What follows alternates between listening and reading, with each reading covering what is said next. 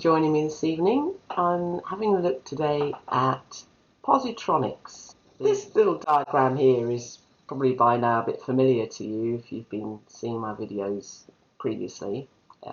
It's how I draw annihilation.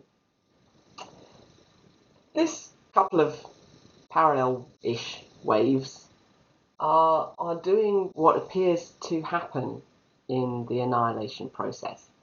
I.e., one set of waves is going forward in time and the other series is going backwards in time.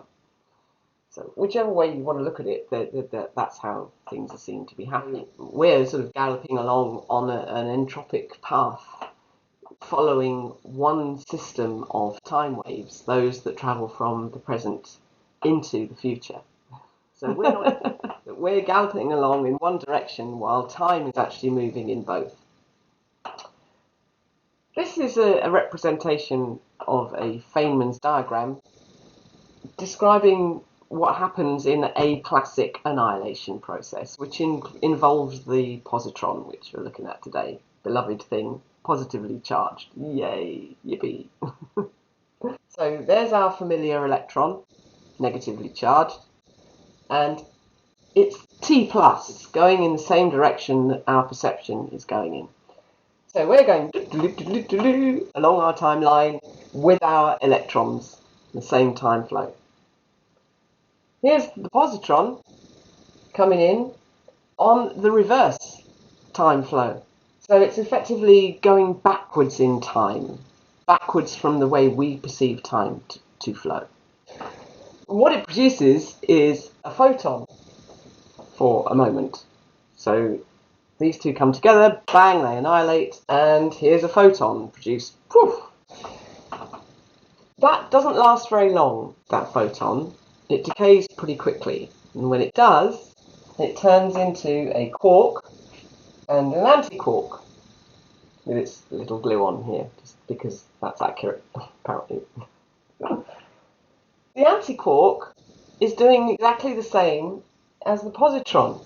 It's travelling backwards in time, while the quark, the familiar particle that we're partly composed of, is travelling forwards in time. So here we are, merrily galloping on with our quarks, going in the same trajectory as our quarks are and our electrons. But the antiquark and the positron, whilst they're travelling in the opposite direction, doesn't mean to say that they don't have any impact on us. Doesn't mean at all that they have no part to play in our reality and the construct of it, and even our experience of it. What's the time frame of that photon when it exists? Is it going forwards and backwards in time at the same time? Is it effectively being its own antiparticle? So do we have a photon being an antiphoton? We don't actually know the answers to those questions, but we can kind of experience something of this positronic input. In our own energy system, we are obviously working with electrons, quarks, mesons and leptons and bosons of all descriptions that partake of the chemistry of our own body and what happens within it. And we know from experience that when we're feeling good about stuff, we have more energy. And when we have more energy, we tend to feel good about stuff. So it's a kind of a symbiosis, a synergy, if you like, between our energy and the way we feel. There is clearly some kind of quantum mechanical process happening within us, within our physical system, that produces these effects.